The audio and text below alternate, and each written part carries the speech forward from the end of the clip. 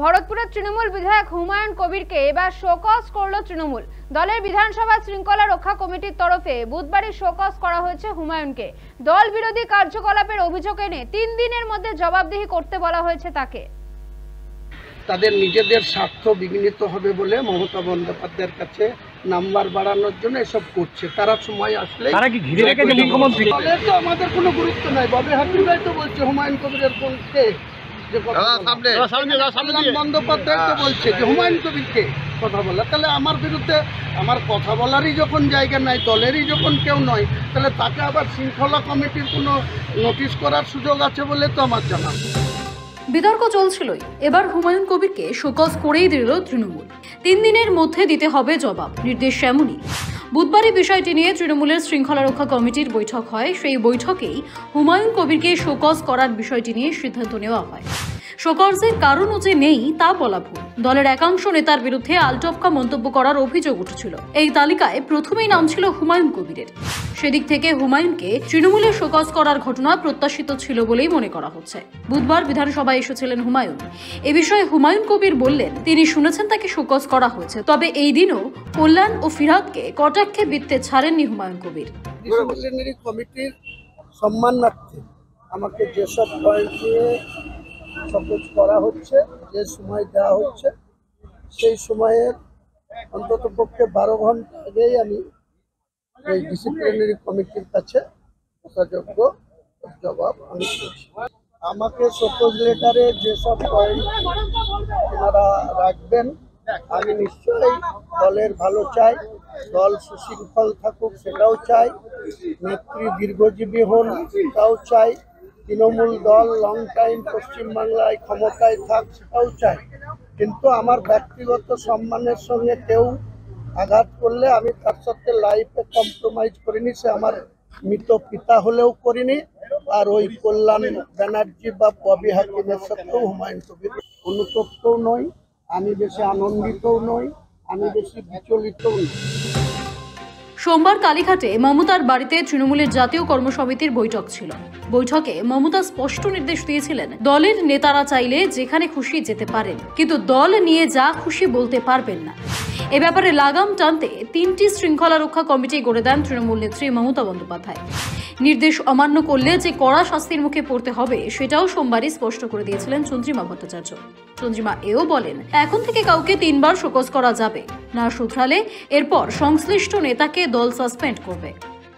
3টি disciplinary committee হয়েছে, যার প্রথমটির কথা আপনাদের বলি আগে।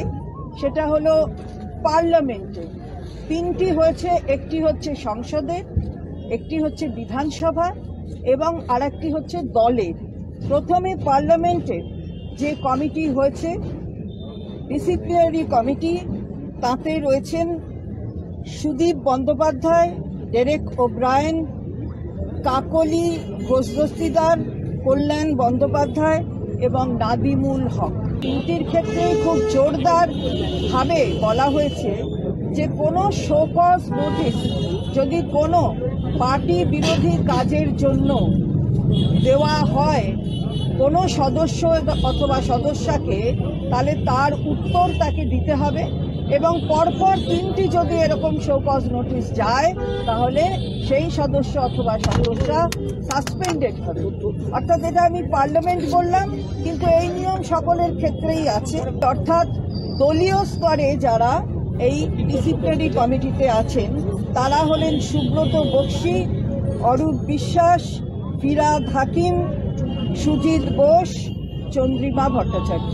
এই 5 জন এই পার্টির ডিসিপ্লিনারি যে কমিটি তাতে রয়েছেন। এবং যেটা অ্যাসেম্বলির কমিটি অর্থাৎ বিধানসভার ডিসিপ্লিনারি কমিটি, তাতে রয়েছেন শোভনদেব চট্টোপাধ্যায়, নির্মল ঘোষ, দেবাশিস কুমার, অরূপ বিশ্বাস, ফিরহাদ হাকিম, চন্দ্রিমা ভট্টাচার্য। এসবের পরেও মঙ্গলবার মুর্শিদাবাদের ভরতপুরের বিধায়ক হুমায়ুন কবিরকে দেখা গেছে নিজস্ব মেজাজে। এই দিনও দলের একাংশ নেতৃত্বের বিরুদ্ধে মিডিয়ার সামনে মন্তব্য করতে দেখা গিয়েছে তাকে। কতিপয় ব্যক্তি তাদের নিজেদের স্বার্থ বিঘ্নিত হবে বলে মমতা বন্দ্যোপাধ্যায়ের কাছে নাম্বার বাড়ানোর জন্য এসব করছে। দলের তো আমাদের কোনো গুরুত্ব নাই। ববে হাকিমরাই তো বলছে হুমায়ুন কবিরের কোনকে যে কথা বন্দ্যোপাধ্যায় তো বলছে যে হুমায়ুন কবিরকে কথা বলে, তাহলে আমার বিরুদ্ধে আমার কথা বলে চেয়ারপারসন মমতা বন্দ্যোপাধ্যায় তো নাম্বার 2 করে রেখেছে জেনারেল সেক্রেটারি করে, তাহলে মমতা বন্দ্যোপাধ্যায়ের সঙ্গে তার যে কম্বিনেশন, তার যে যোগ্য উত্তরসূরি সেটা তো প্রমাণিত। কিন্তু এক শ্রেণীর লোকরা তাদের ক্ষমতা খর্ব হবে বলে এখন নেত্রীর কাছে গিয়ে রাত দিন প্যানের কাছে বলছে যে এই করেন না, এই করো না, এই করো না দিদি, এই করো না।